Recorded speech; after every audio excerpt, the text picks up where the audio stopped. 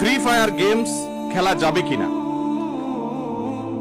প্রথম কথা হলো, মুসলমানের জন্য গেমস খেলা, যত গেমস মোবাইলে আপনার কম্পিউটার ইত্যাদিতে রয়েছে, এগুলো একজন প্রাপ্তবয়স্ক মানুষের জন্য, একজন মুসলমানের জন্য এগুলো কোনোটাই খেলা ইসলামী শরিয়ার দৃষ্টিকোণ থেকে জায়েজ নয়। জায়েজ না বলতে সঠিক নয়, কারণ এগুলো সবগুলো অনর্থক কাজ। আল্লাহ তাআলা বলেছেন, ক্বাদ আফলাহাল মুমিনুনা আল্লাযীনা হুম ফি সালাতিহিম খাশিউন ওয়াল্লাযীনা হুম আনিল লাগবি মুরিদুন। ঈমানদার তখনই সফল হবে, সার্থক হবে, যখন সে অনর্থক কাজ ছাড়তে জানবে। এই সমস্ত গেমস গুলো, এগুলো অনর্থক কাজ।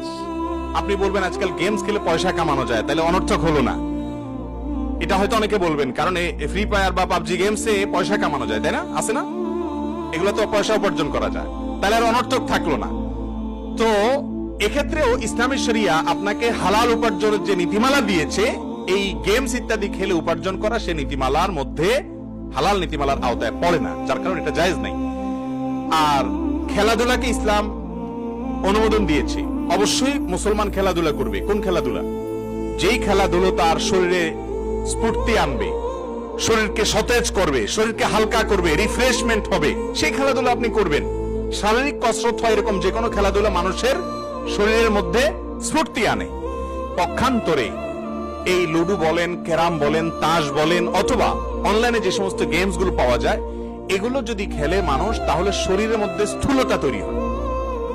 ঠিক না ভাই? ঠিক। আরো মানুষের মনটা ভার হয়ে যায়। আমরাও তো ছোটবেলায় লুডু টুডু খেলছি। আপনি বলবেন যে জানছেন কিভাবে? টুকটাক তো খেলছি, এমন তো না, না খেলছি এমন না, তো খেলছি। তো লুডু খেলার পরে বা জাতীয় গেমস টেমস এগুলো খেলার পরে দেখবেন ব্রেইনটা আরো ভার হয়ে যাচ্ছে। রিফ্রেশমেন্ট তো দূরের কথা, পেরেশানি লাগে, হতাশা লাগে। কিন্তু আপনি একটু ফুটবল খেলে আসেন, একটু আপনি ক্রিকেট খেলে আসেন, একটু দৌড়াদৌড়ি করে আসেন, দেখবেন যে শরীরটা পাতলা হয়ে গেছে, তাই না? এই জন্য শারীরিক কসরত হয় এমন খেলাকে ইসলাম সমর্থন করে।